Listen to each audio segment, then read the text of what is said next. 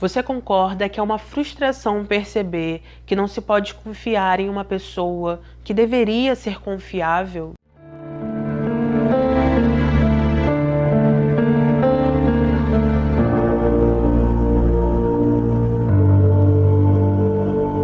Conheçam Kara. Ela nasceu nos anos 60. Ela era uma jovem de 20 anos que vivia na Califórnia, Estados Unidos. Kara foi descrita como uma pessoa de bom coração, que amava os animais e que sempre tinha tempo para as pessoas que amava. Ela estava estudando para ser professora, estava no 3º ano da faculdade, muito ansiosa por tudo o que estava por vir e, de acordo com todos ao seu redor, sempre foi alguém muito agradável, gentil e humilde. No dia 27 de dezembro de 1986, Kara descobriu que seu namorado estava gripado, decidiu ir até ele. Então, na parte da manhã, ela pegou o carro, dirigiu até a cidade onde ele morava, só que seu intuito não era passar a noite nessa cidade. Ela decidiu que, durante a noite, voltaria para casa e foi isso que aconteceu. Por volta das 8 da noite, Kara telefonou para sua casa. Quando o pai atendeu, ela informou que já estava a caminho de casa e então ele decidiu aguardar por ela. Algumas horas depois, o pai de Kara percebeu que ela estava demorando muito. Ele disse que sentiu em seu coração que algo estava acontecendo, então imediatamente pegou o telefone, falou com os policiais, disse que estava muito preocupado com a filha. E ainda naquela noite, ele se juntou com alguns familiares dela e com alguns amigos também, e todos começaram a procurar por Kara. Somente na manhã do dia 28 de dezembro de 1986, eles finalmente encontraram o carro dela estacionado em uma rodovia. A partir daí, os investigadores foram até o local. Eles notaram que a janela do banco do motorista estava abaixada, que a chave do carro estava na ignição, que a bolsa de Kara estava dentro do carro com todos os pertences. Encontraram também o recibo de um posto de gasolina que ficava próximo, porém, apesar de encontrar tudo isso, Kara não estava ali. Eles então começaram a caminhar pelas redondezas, encontraram uma ponte que ficava a 21 metros de distância de onde o carro dela estava estacionado. Ao olhar embaixo dessa ponte, eles encontraram Kara sem vida, a levaram para análise e, ao chegar nesse local, os profissionais logo constataram que ela perdeu a vida porque alguém a estrangulou e também disseram que com certeza houve uma luta. Com isso, os investigadores coletaram algumas evidências, foram até o posto de gasolina onde Kara parou para abastecer seu carro. Eles também falaram com alguns familiares dela, com os amigos também, porém a principal pessoa de interesse nesse caso inicialmente foi o namorado dela. Os investigadores interrogaram o namorado de Kara, eles perguntaram se ele estava envolvido, ele disse que não, informou que passou a noite toda em casa e, como sua irmã confirmou, ele acabou sendo descartado. Após isso, uma grande movimentação nas rádios aconteceu para que a maioria das pessoas fossem informadas do que tinha acontecido com Kara. A partir daí, os investigadores receberam mais de 300 ligações. Dessas 300 ligações, 30 foram de mulheres, e essas mulheres informaram que já tinham dirigido no mesmo percurso que Kara fez e que, enquanto dirigiam por ali, elas foram paradas por um policial. Elas ainda informaram que esse patrulheiro rodoviário pediu que elas fossem para a mesma ponte onde Kara foi encontrada, porém elas negaram e continuaram o caminho. Depois de alguns dias, o caso de Kara apareceu na televisão também.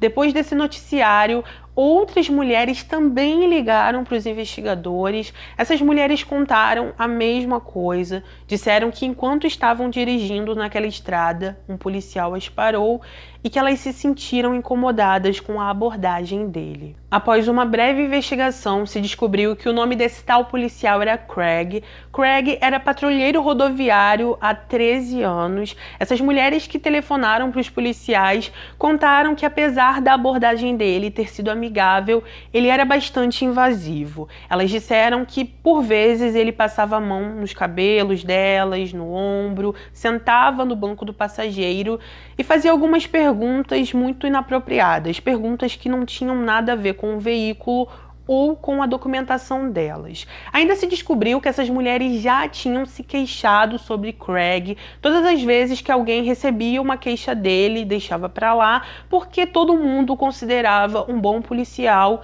e todos de sua corporação gostavam muito dele. Fora essas ligações, os policiais também receberam o relato de uma testemunha ocular. Essa testemunha disse que no dia 27 viu um carro muito parecido com o carro de Kara e percebeu que esse carro estava sendo acompanhado por uma viatura. O atendente do posto de gasolina que Kara parou anteriormente para abastecer também falou com os investigadores. Ele informou que logo após ela sair do posto, ele viu uma viatura seguindo o mesmo caminho e ele achava que o policial era Craig. Craig tinha 36 anos na época dos fatos. No dia que o caso de Kara passou no canal de TV, foi ele quem ajudou na reconstituição produzida pelo canal e ali ele foi retratado como um policial agradável que mostrava ao telespectador o que fazer para poder ficar seguro. Após muitos questionamentos, os investigadores foram até Craig, o interrogaram, e durante o interrogatório ele falou que trabalhou no dia 27 sim, porém disse que era inocente. A partir daí, os policiais verificaram o livro de registros que ele utilizava. Nesse livro de registros estava escrito que ele tinha dado uma multa para uma pessoa e o horário que ele deu essa multa seria supostamente o horário que Kara perdeu a vida. Além disso, a multa foi dada em um local que ficava a quilômetros de distância da ponte onde ela foi encontrada e por isso Craig continuou enfatizando que ele não teve nenhum contato com ela. Apesar disso, algumas testemunhas apareceram.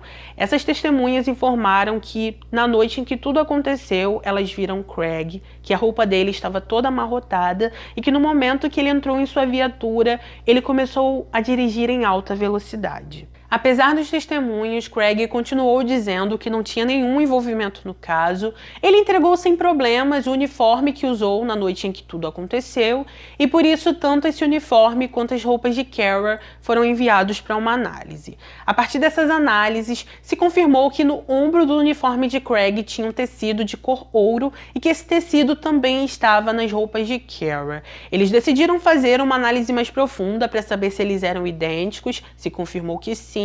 Fora que Kara estava usando um moletom roxo, então eles perceberam que as fibras desse moletom estavam também no uniforme de Craig. Após muita investigação sobre o trabalho dele, se confirmou que apesar dele muitas vezes trabalhar bem, ele também parava muitas mulheres e que a maioria dessas mulheres tinham a mesma fisionomia e a mesma faixa etária de Kara.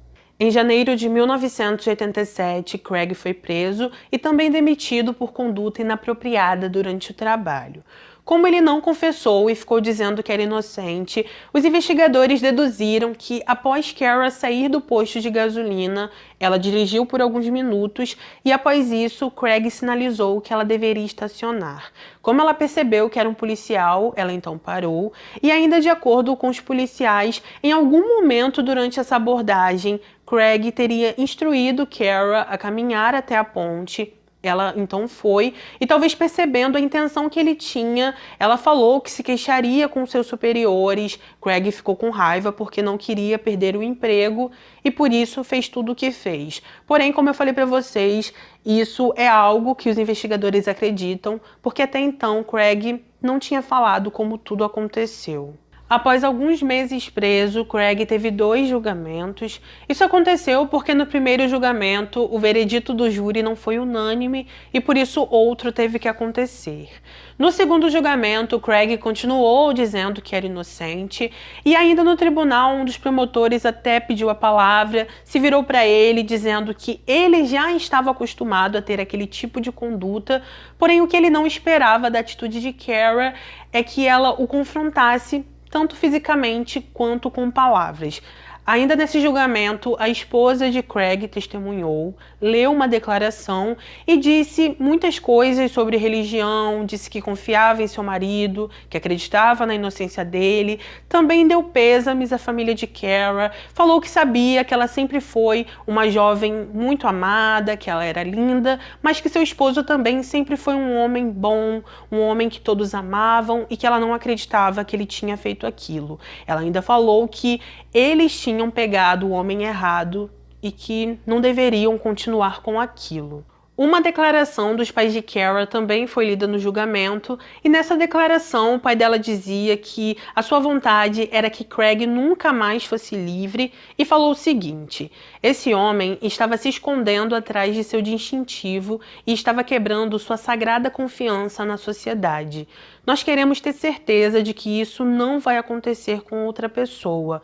Cara era inocente e era muito especial. Após os depoimentos, o juiz do caso elogiou os policiais do departamento onde Craig trabalhava por terem trabalhado muito para restaurar a reputação da corporação, porém ele disse que eles também tinham culpa, pois observaram o comportamento de Craig, recebiam inúmeras ligações de mulheres reclamando dele e não fizeram absolutamente nada. Ele ainda falou que um mês antes de tudo acontecer com Cara, uma mulher ligou dizendo que sua filha tinha sido abordada por Craig e todos ficaram indiferentes à queixa dela.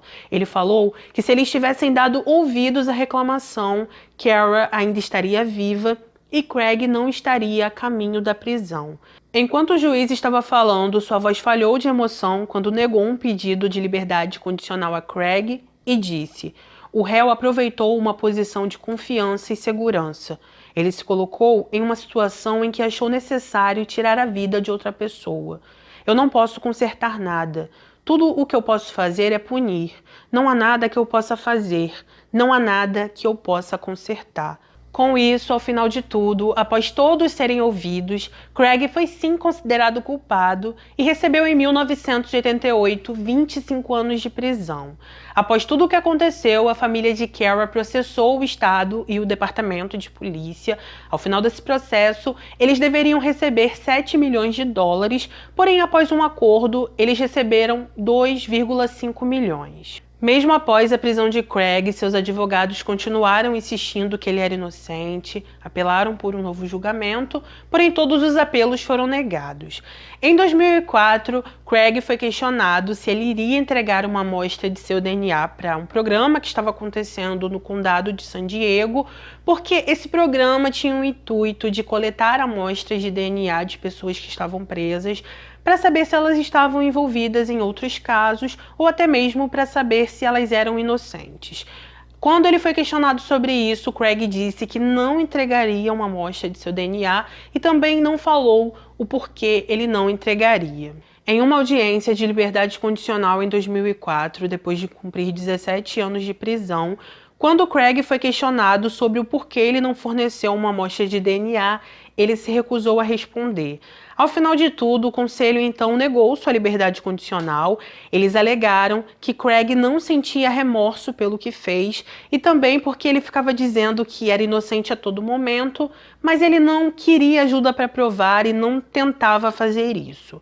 Craig teve sua liberdade condicional negada mais 2 vezes em 2008 e em 2012, e sua próxima audiência de liberdade condicional vai ser em 2027, quando ele vai ter 77 anos. Com o tempo, a esposa de Craig se mudou para que ela pudesse ficar um pouco mais perto da prisão dele. Ela também testemunhou em algumas audiências de liberdade condicional que ele teve e falou que estaria disposta a fornecer uma casa caso ele fosse libertado. Em 2007, a esposa de Craig se separou dele e por volta de 2010, seus pais, que eram idosos e que o visitavam a cada 2 meses, faleceram. Na época em que tudo ocorreu com Cara, muitas mulheres ficaram revoltadas. Quando elas estavam viajando sozinhas pelas estradas, começaram a se recusar a parar quando eram ordenadas pela polícia e demorou um tempo para isso se normalizar. No ano 2000, o pai de Cara faleceu. Ele faleceu perto da ponte, onde ela também perdeu a vida, mas só que ali não era mais um local como foi nos anos 80. Ele tinha transformado aquele local em um jardim memorial para ela, e ali ele teve um ataque cardíaco. Um promotor do caso, quando soube o que aconteceu, disse que o pai de Kara levou muito tempo para superar o que aconteceu, que na verdade ele nunca superou, e que isso fez perder a vida no mesmo local que a filha perdeu também. Durante o tempo que ficou vivo, o pai de Kara lutou muito para a criação de novas leis e de novas abordagens da polícia com as mulheres. Ele sempre fez de tudo pela memória da filha, fez o que pôde e muitas pessoas até hoje o agradecem por isso. Recentemente, algo incomodou muito a família de Kara. Uma das irmãs dela fez um post em sua rede social. Nesse post ela disse que devido ao Covid, Craig seria libertado antes do previsto e que eles não poderiam aceitar isso. Assim que as autoridades responsáveis souberam do que estava acontecendo, eles deram uma declaração, disseram que não tinham o intuito de liberar Craig antes do previsto e que isso não iria acontecer. Apesar dessa declaração, a irmã de Kara não quis correr o risco. Ela escreveu uma carta ao governador, pediu que as outras pessoas fizessem o mesmo para que Craig ficasse preso o máximo possível. Assim que um dos promotores do caso de Kara ficou sabendo do que estava acontecendo, ele disse que seria um erro liberar Craig por causa de uma doença que todo mundo está suscetível a pegar, tanto fora quanto dentro da prisão. Fora tudo isso que informei a vocês, um outro acontecimento recente também indignou demais a família de Kara. Um policial do mesmo departamento que Craig trabalhava foi preso recentemente devido a um abuso e a família de Kara declarou que está muito chateada porque esse tipo de caso ainda está acontecendo dentro da mesma corporação. Uma das irmãs de Kara disse que ela e sua mãe ficaram enojadas com as notícias recentes e não podem acreditar que isso está acontecendo de novo. Em uma entrevista, a mãe de Kara disse o seguinte: "Eu quero encorajar qualquer mulher que se encontre em tal situação a falar, seja quem for. Ao fazer isso, ela pode salvar a vida de outra jovem inocente e eu sei que isso com certeza teria salvado a vida de Kara." Então é isso, gente. Esse foi o nosso caso de hoje. Deixa aqui nos comentários o que você achou sobre esse caso, se você já conhecia ele ou não, e coloca a sua opinião, que é muito importante para mim.